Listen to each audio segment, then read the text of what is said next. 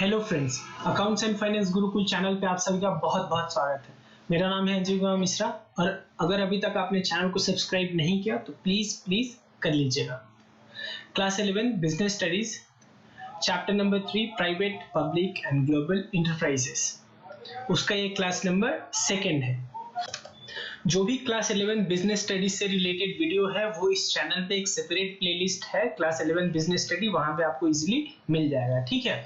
और जो भी यहाँ पे पढ़ाई होगा वो फुली डिटेल है, तो आप प्लीज पेशेंस रखिएगा। नॉलेज और मार्क्स यहाँ पे दोनों आपको इजीली मिले। ठीक है, तो चलिए शुरू करते हैं। चैप्टर हमारा 3 था, private public and global enterprises. इसमें हमने क्या कर लिया था, स्टार्टिंग में देखा था हमने प्राइवेट सेक्टर होता है और एक पब्लिक सेक्टर। फिर पब्लिक सेक्टर को 3 टाइप में बांटा था इन्होंने, पहला डिपार्टमेंटल अंडरटेकिंग, फिर स्टैट्यूटरी कॉर्पोरेशन और तीसरा गवर्नमेंट कंपनी। ये तीनों हमने पढ़ लिया था। आज हमें पढ़ना है कि जो हमारी पब्लिक सेक्टर है उनका role day by day change हो रहा है। ठीक है, यानी उनका रोल किन किन फैक्टर्स पे डिपेंड करता है वो हम पढ़ने वाले हैं अभी। ठीक है, at the time of independence, it was expected that public sector enterprises would play an important role in achieving certain objective of the economy, either by direct participation by the business or by acting as a catalyst. हुआ क्या था, जब independence के time ये सोचा गया था क्या कि जो पब्लिक सेक्टर है वो कुछ जो इकोनॉमी में मुझे इंडिया को अचीव करना था, जो इकोनॉमिकली इंडिया को जो अचीव करना था, उसमें सोचा गया था कि पब्लिक सेक्टर एक इंपॉर्टेंट रोल प्ले करेगा। ठीक है, the public sector would build up infrastructure for other sector of the economy and invest in की एरियाज। स्टार्टिंग में यही सोचा गया था क्या कि कंपनी जो हमारी पब्लिक सेक्टर है वो इंफ्रास्ट्रक्चर पे ध्यान देगी और दूसरे जो इकोनॉमिक में इन्वेस्टमेंट करना है वहां पे इन्वेस्टमेंट भी करेगी। The private sector was unwilling to invest in project which required heavy investment. देखिए, जहां पे पैसा बहुत ज्यादा खर्च करना पड़ता था वहां पे प्राइवेटली स्टार्टिंग में या आज भी डेट में बहुत ज्यादा अगर कहीं पैसा इन्वेस्ट करना है तो प्राइवेट सेक्टर डरता है। तो उस चीज को पब्लिक सेक्टर ने पूरा किया और जहां पे ज्यादा इन्वेस्टमेंट करना पड़ा वहां पे वो लोग स्टार्टिंग में मतलब इन्वेस्ट मेनली पब्लिक सेक्टर के थ्रू ही किया गया। ठीक है, the government then took it upon itself to develop infrastructural facility and provide goods and services essential for the economy। ठीक है, यानी इंफ्रास्ट्रक्चर कहने का मतलब लैंड हो गया, रोड हो गया, फिर पोस्टल सर्विसेज हो गए, ये सब इंफ्रास्ट्रक्चर का ही हमारा पार्ट है। ठीक है, The Indian economy is in a stage of transition. The 5-year plan in the initial stages of development gave lot of importance to the public sector. In the post देखिए India अभी transitional phase में है, यानी under developed से developed की तरफ हमारी economy जा रही है। ठीक है, हमारा जो 5-year प्लान होता है, जैसे गवर्नमेंट को जो भी एक्शन लेना होता है वो पार्ट्स में वो डिवाइड करती है। पहला तो होता है एक 20-year प्लान, उसको सब पार्ट में 5-year प्लान, फिर उस 5-year प्लान को ईयर वाइज वो अटेन करने का कोशिश करते हैं। ठीक है, The 5-year plan in the initial stages of the development gave lot of importance to public sector। ठीक है, जो शुरुआती दौर के जो 5-year प्लान थे उसमें मेन फोकस हमारा पब्लिक सेक्टर पे रहा। लेकिन अभी हमने थोड़ी देर पहले पढ़ा था कि 1991 में ट्रांजिशन आया जिसमें न्यू इकोनॉमिक पॉलिसीज के थ्रू इम्फेसिस का हुआ लिबरलाइजेशन, प्राइवेटाइजेशन और ग्लोबलाइजेशन पे। The role of public sector was redefined. उसके बाद जो पब्लिक सेक्टर का रोल था वो रीडिफाइन हुआ। It was not suppose to play a passive role but to actively participate and compete in the market with other private sector company in the same industry। उसमें क्या हुआ कि private जो public sector है जहां पे उसका मोनोपोली था वहां पे उसका मोनोपोली खत्म किया गया और उसको बहुत ही लड़ने के लिए तैयार किया गया पब्लिक सेक्टर को। ठीक है, ताकि कि अल्टीमेटली हमारा इकोनॉमी ग्रो हो पाए। They were also held accountable for losses and return of the investment। उसके बाद जो भी गवर्नमेंट कंपनी है उनमें जो भी लॉसेस हुआ था उसके लिए उनको अकाउंटेबल भी किया जाने लगा। स्टार्टिंग में क्या था, लोग ऐसे सोचते थे, जो गवर्नमेंट पब्लिक सेक्टर के लोग थे उनका सिंपल था कि प्रॉफिट हुआ या लॉस हुआ कोई फर्क नहीं पड़ता। क्यों? क्योंकि कोई पूछने ही वाला नहीं था। लेकिन धीरे धीरे फिर उनको अकाउंटेबल बनाया गया और अकाउंटेबल के साथ साथ वो लोग भी काम करना शुरू किए। ठीक है, if a public sector was making losses continuously it was referred to the board of for industrial and financial reconstruction for complete overhauling और शटडाउन। यानी यार जो ये board of industrial and financial reconstruction था, उसको ये बोला गया या तो आप पूरा तरह से उसको चेंज करो या तो उसको उस बिजनेस यानी कंपनी को बंद कर दो। Various committee were set up to study the working of inefficient public sector. जो इनएफिशिएंट पब्लिक सेक्टर था उसको स्टडी करने के लिए बहुत सारे कमिटी बने with reports on how to improve their managerial efficiency and profitability. और उसमें इस चीज पे भी फोकस किया गया क्या कि उसका मैनेजरियल इफिशिएंसी कैसे बढ़ाया जाए और उसका प्रॉफिटेबिलिटी यानी जो पब्लिक सेक्टर खराब परफॉर्म कर रहे थे उनका प्रॉफिटेबिलिटी और मैनेजिंग कैसे सही किया जाए। The role of public sector is definitely not what was envisaged in the early 1960 and 70। अब आज के टाइम पे जो पहले 1960 और 70 के दशक में था वैसा नहीं है। अब वो पब्लिक सेक्टर का रोल चेंज हो चुका है। पहला रोल इनका क्या है? Development of infrastructure. जो पब्लिक सेक्टर है, ठीक है, देखिए नॉर्मली जो इंफ्रास्ट्रक्चर डेवलप होता है उससे इनकम कम ही होता है या नहीं भी होता है कई केसेस में। जैसे गवर्नमेंट अगर रोड बना रही है तो वो एक इंफ्रास्ट्रक्चर हो गया, तो उससे इनकम उसको कुछ नॉर्मली नहीं होता है। गवर्नमेंट सैनिटाइजेशन का बहुत सारे सैनिटाइजेशन का काम करती है, ये सब में उसको कोई इनकम, रोड बनवा दिया, फिर सैनिटेशन का काम करते हैं, ये सब में कंपनी नाली बनवाती है गवर्नमेंट, इन सब में उसको कोई इनकम नहीं होता है। ठीक है, तो अगर इनकम नहीं है, सर्विस मोटिव है, तो फिर गवर्नमेंट को ही आना पड़ेगा। कोई प्राइवेट में पैसा लगा के और फ्री का तो बांटेगा नहीं, rather than की एनजीओ ना। ठीक है, तो आगे बात करते हैं क्या कि the development of infrastructure is a prerequisite for industrialisation in any country. देखिए, अगर किसी कंट्री में इंडस्ट्री यानी बिजनेस चाहिए तो उसके लिए ये जरूरी है कि उस कंट्री में जो बेसिक फैसिलिटी है इंफ्रास्ट्रक्चर के वो कंप्लीट हो। In the pre independence period basic infrastructure was not developed and therefore industrialisation progressed at a very slow pace.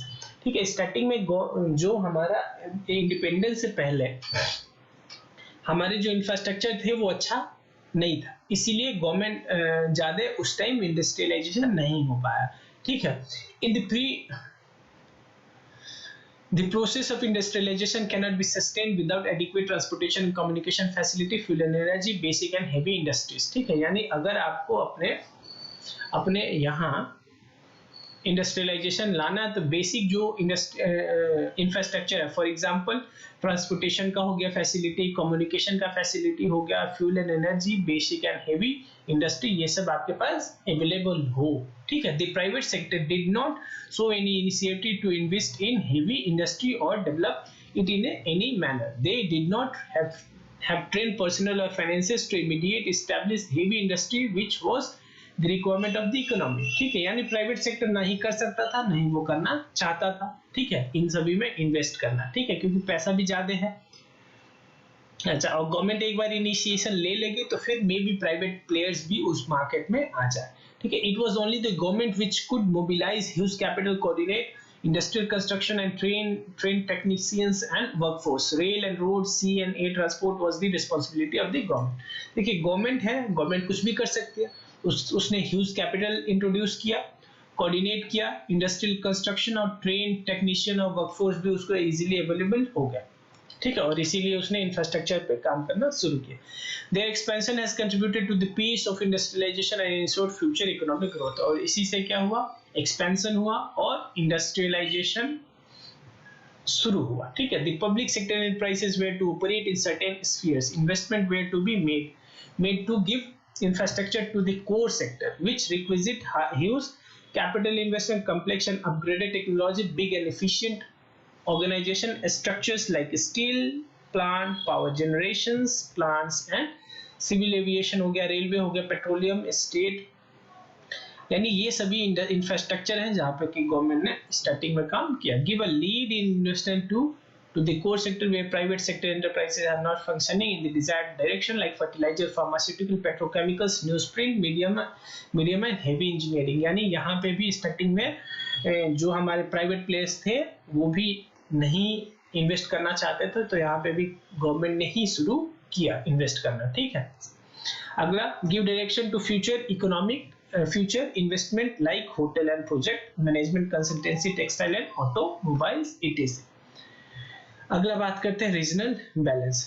देखिए रीजनल बैलेंस कहने का मतलब नॉर्मली आपने देखा होगा कंपनी कोई भी शुरू करता है तो नॉर्मली डेवलप्ड एरिया में ही शुरू होता है, चाहे वो मेट्रोपॉलिटन सिटीज हो या टाउन्स हो, ठीक है, या जो जो बड़े बड़े शहर है वहां पे हो, ठीक है। नॉर्मली कोई थर्ड टायर या सेकंड टायर सिटीज या विलेजेस में कोई जाके कंपनी नहीं खोलता है। तो इसी के लिए, ताकि देखिए कोई भी प्राइवेट प्लेयर तो यहाँ पे खोलेगा, बड़े बड़े शहर में ही खोलेगा। तो गवर्नमेंट क्या करते हैं, गवर्नमेंट जब नया ब्रांच ओपन करती है तो अपना कहाँ यूज ओपन करती है, रूरल एरिया में जाके ओपन करती है, ताकि रीजनल बैलेंस मेंटेन हो सके। The government is responsible for developing all regions and states in a balanced way and removing regional disparities. Most of the industrial progresses was limited to a few areas like the port towns in the pre-independence period. पहले जो भी मतलब जहाँ पे भी सी port हुआ करते थे वही टाउन्स डेवलप होते थे, लेकिन after 1951 the government laid down its 5-year plan. The particular attention would be paid to those regions which were lagging behind and public sector enterprises were deliberately set up. यानी वो शहर या city या town state जो पीछे थे उन पे ही ज्यादा फोकस किया गया ताकि कि उनको भी डेवलप किया जा सके। 4 major steel plant were set up in backward area to accelerate economic development, यानी 4 मेजर स्टील प्लांट सेटअप किया गया कहाँ, बैकवर्ड एरिया में, ताकि कि उनका डेवलपमेंट हो सके। Provide employment to the workforce and develop ancillary industry, और ताकि कि एम्प्लॉयमेंट हो और छोटे मोटे इंडस्ट्री भी वहां पे ओपन हो सके। This was achieve to some extent but there is scope for a lot more, कुछ हद तक तो वो अचीव हो गया लेकिन अभी और भी करना बाकी है।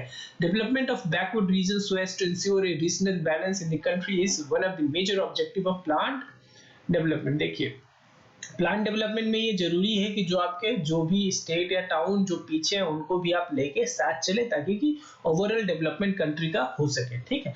Therefore the government had to locate new enterprises in backward area and at the same time prevent the mushrooming growth of the private sector units in already advanced area. दो काम था गवर्नमेंट को, क्या करना था, जो पहले तो वो बैकवर्ड एरिया जहां पे काम नहीं होता था या जहां पे फैक्ट्री नहीं हुआ करती थी, जहां पे कंपनी नहीं ऑपरेट करती थी, वहां पे पब्लिक सेक्टर ओपन करना, और प्राइवेट सेक्टर जहां वहां पे फ्लरिश कर रहे थे बड़े बड़े शहर में, उनको भी ऐसा कुछ एलियरेंस दिया जाए, एल्योर किया जाए ताकि कि वो भी बैकवर्ड एरिया में जाए। इसीलिए गवर्नमेंट बहुत सारे टैक्स बेनिफिट देती है अगर आप अपने बिजनेस को बैकवर्ड एरिया में ओपन करते हैं तो। कई कई जगह तो 10-10 साल तक कंपनी को बोला जाता है कि आप जो भी प्रॉफिट 10 साल कमाएंगे कोई आपसे टैक्स नहीं लिया जाएगा, ठीक है। अगला है economies of scale. Where a large scale industry are required to be set up with a huge capital outlay, the public sector had to step in to take advantage of the economies of scale. देखिए normally जहाँ बहुत ज्यादा huge investment करना पड़ता है तो normally private sector कर नहीं सकता, तो उस टाइम गवर्नमेंट को इंटरफेयर करना पड़ता है और गवर्नमेंट को इन्वेस्ट करना पड़ता है। For example electric power plant, natural gas, petroleum and telephone industry are some example of the public sector setting up large scale unit। लेकिन धीरे धीरे इन सेक्टर्स में भी आप देख रहे होंगे कि प्राइवेट प्लेयर्स भी आ रहे हैं, ठीक है। This unit required a larger base to function economically which was only possible with government resources and mass scale production, ठीक है। Check over concentration of economic power, ठीक है, check over extension of economic power, यानी जो पैसा है बहुत ही limited लोगों के पास ही ना रह जाए, इसको भी चेक करना है कि इसका रिस्पॉन्सिबिलिटी है, गवर्नमेंट का ही रिस्पॉन्सिबिलिटी है, यानी सबका ग्रोथ हो, सबका साथ सबका विकास। The public sector acts as a check over the private sector. In the private sector, there are very few industrial houses which would be willing to invest in heavy industry, with the result that wealth gets concentrated in few hands and monopolistic practice are encouraged. This gives rise to inequality in income which is detrimental to society। देखिए कुछ ऐसे sector है, for example heavy industry sector जो है वहां पे profit ज्यादा है लेकिन उसमें इन्वेस्टमेंट भी ज्यादा है, और इन्वेस्टमेंट कौन करेगा, जो बड़े बड़े इंडस्ट्रियल हाउसेस है, और वो तो कुछ ही, फॉर एग्जांपल रिलायंस हो गया, टाटा हो गया। तो गवर्नमेंट क्या करती है, सारा प्रॉफिट उस सेक्टर से वो खुद कमा के बहुत ज्यादा धनवान ना बनता है, इसीलिए गवर्नमेंट क्या करती है, खुद भी उस सेक्टर में आ जाती है, ठीक है, ताकि कि उससे गवर्नमेंट को इनकम हो, अल्टीमेटली वो इनकम गवर्नमेंट फिर पब्लिक पे खर्च कर सके। The public sector is able to set large industry which requires heavy investment and thus the income and benefit that accrue are shared by the large number of employee and worker। और इसके through government क्या करती है, government जो भी कमाती है वो एम्प्लॉय और वर्कर्स को भी पे करते हैं, तो अल्टीमेटली बोल सकते हैं कि जो उस हेवी इंडस्ट्री से कमाई होना था वो केवल रिलायंस और टाटा जैसे बड़े बड़े ग्रुप्स के पास ही नहीं गया, वो एम्प्लॉय को भी मिल गया, गवर्नमेंट एम्प्लॉय को, क्योंकि उनको जो सैलरी मिलेगा वो उसी बेस पे नॉर्मली होगा ना, कंपनी जितना कमाएगी सैलरी बढ़ाएगी आगे जाके।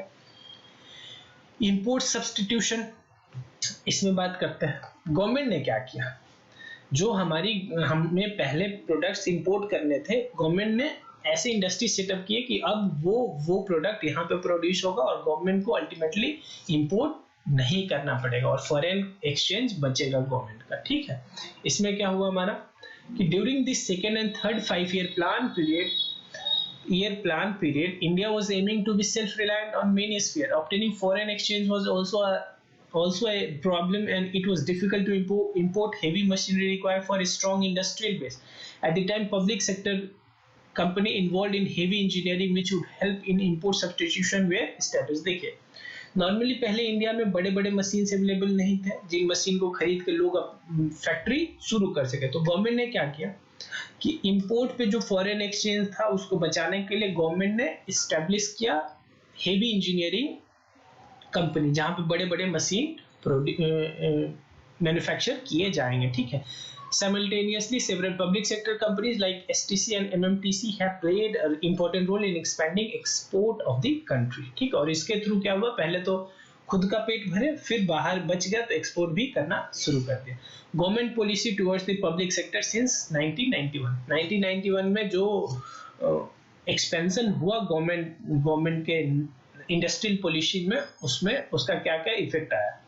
The government of India has introduced 4 major reform in the public sector in its new industrial policy 1991। ये इंपॉर्टेंट है इस चैप्टर के व्यू पॉइंट से। ठीक है, एग्जाम में बहुत ही इंपॉर्टेंट है।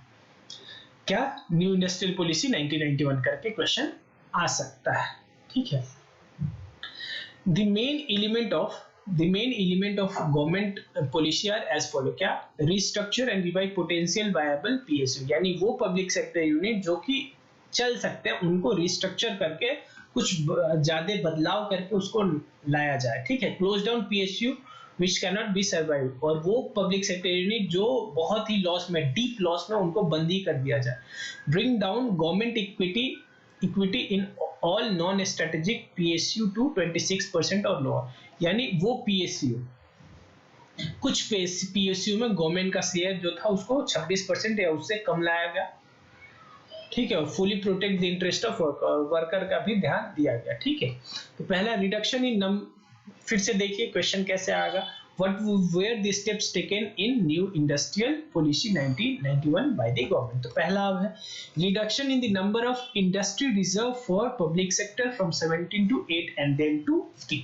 ठीक है, मैंने पीछे अभी बात किया था पिछले वीडियो में क्या कि गवर्नमेंट पहले बहुत सारे सेक्टर में ऐसा था कि केवल पब्लिक सेक्टर ही काम कर सकता है, लेकिन 1991 में क्या किया उन्होंने 17 को कम करके 8 कर दिया। पहले जहां 17 पे उनका 17 ऐसा सेक्टर था जहां केवल गवर्नमेंट यानी पब्लिक सेक्टर यूनिट ही ऑपरेट कर सकते थे, लेकिन उसको कम करके 8 कर दिए, यानी बाकी 9 पे प्राइवेट सेक्टर का एंट्री दे दिया। फिर फर्दर जाके 8 को भी 3 कर दिया, यानी आज के डेट पे अगर बोला जाए तो 3 ऐसा सेक्टर है जहां पे केवल पब्लिक सेक्टर कंपनी ही ऑपरेट कर सकती है। ठीक है, इन 1956 रेजोल्यूशन ऑन इंडस्ट्रियल पॉलिसी 17, यानी 1956 जो पहला इंडस्ट्रियल पॉलिसी था उसमें 17 इंडस्ट्री को रिजर्व कर दिया गया था पब्लिक सेक्टर के लिए।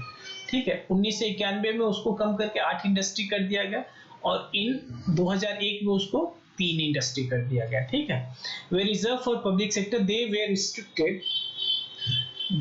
Restricted to atomic energy, arms and communication and mining and railway. In 2001 only 3 industry were reserved exclusively for public sector. These are, ठीक है, कौन कौन से याद कर लीजिएगा प्लीज। 3 जो आज के डेट में केवल पब्लिक सेक्टर कर सकते हो, एटॉमिक एनर्जी हो गया, आर्म्स एंड रेलवे ट्रांसपोर्ट, ये तीनों केवल गवर्नमेंट कर सकते हैं और कोई नहीं कर सकता। This mean that the private sector could enter all area, यानी प्राइवेट सेक्टर हर काम कर सकते हैं, हर बिजनेस में कर सकते हैं एक्सेप्ट ये 3। ठीक है, and the public sector would have to compete with them. अगर उसी सेक्टर में पब्लिक कंपनी भी है, फॉर एग्जांपल आज के डेट में बैंकिंग में पब्लिक कंपनीज भी है, पब्लिक बैंक्स भी है और प्राइवेट बैंक्स भी है, तो पब्लिक बैंक को भी कम्पीट करना पड़ता है, क्योंकि पता है कि अल्टीमेटली कंज्यूमर जो है हमारा उसी का सर्विस लेगा जिससे उसको ज्यादा बेनिफिट दिखेगा, ठीक है। The public sector had played a vital role in the development of the economy. However, the private sector is also quite capable of contributing substantially to the national building process. Therefore, both public sector and private sector need to be reviewed as mutually complementary parts of the national sector. देखिए, गया वो जमाना, अब आज के date में दोनों ही sector exist करते हैं, चाहे हमारा पब्लिक सेक्टर हो चाहे हमारा प्राइवेट सेक्टर हो। तो यही बोला जा रहा है कि अब तो दोनों ही नेशन बिल्डिंग में पार्ट ले सकते हैं और नेशन को बिल्ड कर सकते हैं, ठीक है। Private sector units also have to assume greater public responsibility and simultaneously the public sector needs to focus on achieving more in a highly competitive market. अगला काम क्या हुआ? Disinvestment of shares of a selected set of public sector enterprise, यानी वो public sector enterprises जिसमें company mainly 100% of share वो on करती थी, उसने क्या किया? डिसइन्वेस्ट कर दिया, यानी उसको बेच दिया, ठीक है। Disinvestment involve the sale of equity share to the private sector. अच्छा, गवर्नमेंट बेचेगी तो गवर्नमेंट को ही नहीं बेचेगी, वो तो किसको बेचेगी? प्राइवेट सेक्टर को ही बेचेगी, ठीक है। तो गवर्नमेंट ने कुछ कंपनी में अपने शेयर्स को बेच दिए और उसी प्रोसेस को क्या बोलते हैं? डिसइन्वेस्टमेंट बोलते हैं, ठीक है। The objective was to raise resources and encourage wider participation of general public and worker in the ownership of the enterprises. Simple, इसका मेन एम क्या था? पहला तो बेच गवर्नमेंट के पास पैसा आएगा और उस पैसे को फर्दर किसी काम में यूज किया जाएगा और प्राइवेट प्लेयर्स को भी एंट्री देने का एक मौका मिल गया। The government had taken a decision to withdraw from the industrial sector and reduce its equity in all undertaking. It was expected that this would lead to improving managerial performance and ensuring financial discipline, but there remains a lot to be done in this area. The primary objective of privatizing public sector are as follow, यानी privatisation जो किया यहाँ पे ultimately जो भी shares company के थे उसने बेच दिया और गवर्नमेंट ने 26% और लेस तक रिटेन किया अपने पास और लेस, तो यानी कि अब वो कंपनी गवर्नमेंट कंपनी नहीं रही, अब प्राइवेट के हाथ में चला गया मेनली, ठीक है। पहले क्या होता था? गवर्नमेंट कंपनी कब होती है? जब उसके पास 51% से शेयर है, ठीक है, लेकिन उसने क्या किया? 26% ही अब मैक्सिमम होल्ड किया, तो अब प्राइवेटाइजेशन होगा। तो यही अब बात करें कि ऑब्जेक्टिव क्या था हमारा प्राइवेटाइजेशन का। तो प्राइवेटाइजेशन करने का पहला ऑब्जेक्टिव क्या था?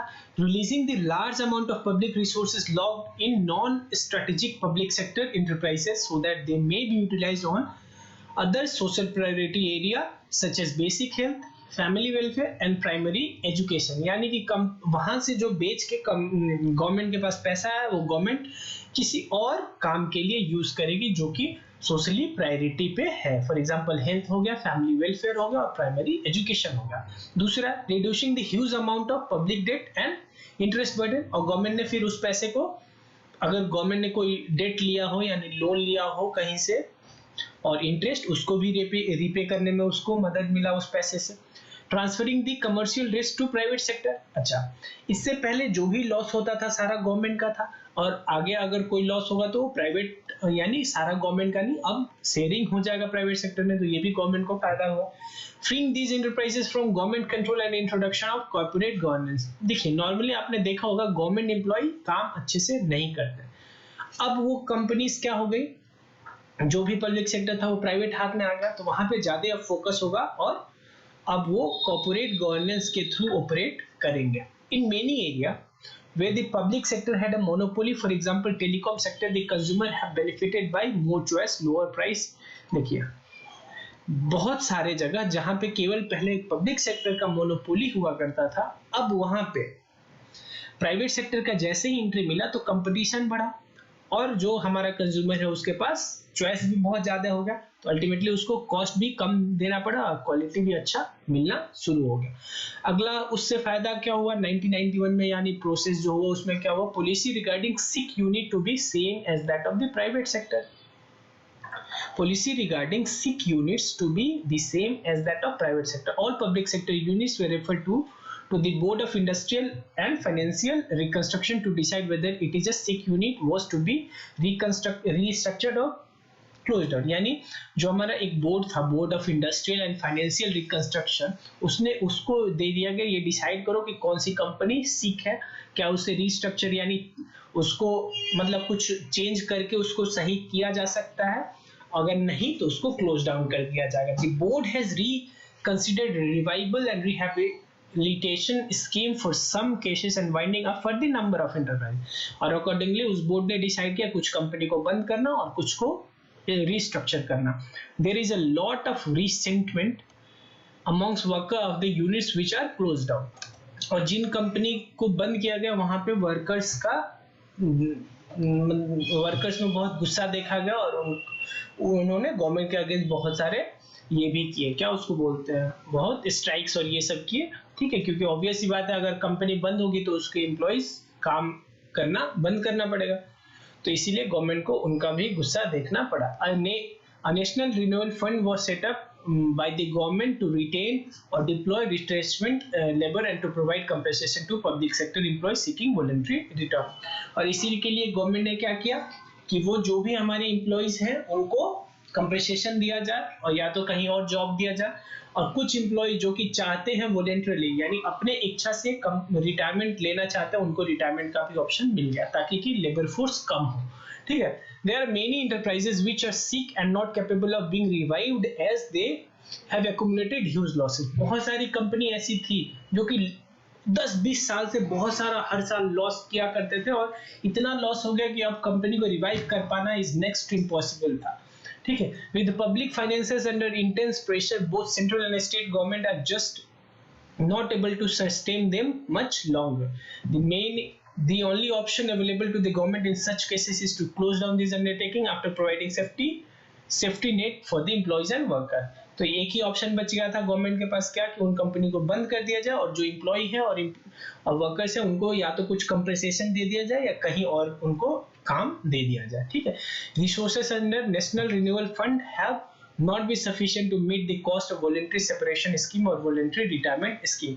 और यहाँ पे जो भी फंड आया उससे पूरा ये स्कीम में जो भी पेमेंट करना पड़ा वो फुलफिल नहीं हो पाया। ठीक है, अगला हमारा memorandum of understanding improvement of performance through MOU यानी memorandum of understanding system by which management are to be granted greater autonomy but held accountable for specified result. उसके बाद गवर्नमेंट ने क्या किया कि जो मैनेजमेंट था उसको अब हक दे दिया गया कि आपको जो काम करना बिजनेस जैसे करना है इस पब्लिक सेक्टर यूनिट का, आप उसमें जो भी स्ट्रेटेजी बनाना है वो आप बनाइए, लेकिन अल्टीमेटली जो भी उसका रिजल्ट होगा उसके लिए अकाउंटेबिलिटी भी आपको लेना पड़ेगा।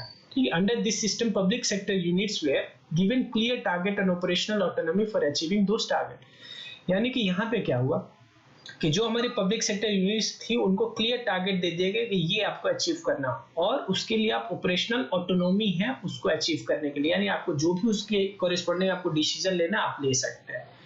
The MOU was between the particular public sector unit and their administrative ministry, और वो मेमोरेंडम ऑफ अंडरस्टैंडिंग सीधे मेमोरेंडम ऑफ अंडरस्टैंडिंग का मतलब ये हुआ एक पूरा एप्लीकेशन बना जिसमें पूरा लिखा था कि आपको यानी कि जो हमारा वो पब्लिक सेक्टर यूनिट था उसका मैनेजमेंट और जिस मिनिस्ट्री के अंडर वो आता था उसका एडमिनिस्ट्रेशन, इन दोनों के बीच में बैठ के एक सहमति हुआ। ठीक है, और उसी में डिफाइन किया गया कि क्या टारगेट है और वो टारगेट का रिस्पॉन्सिबिलिटी भी वो मैनेजमेंट लेने के लिए तैयार हो गया। ठीक है, अगला टॉपिक है हमारा ग्लोबल इंटरप्राइजेस, तो इसको नेक्स्ट वीडियो में रखेंगे।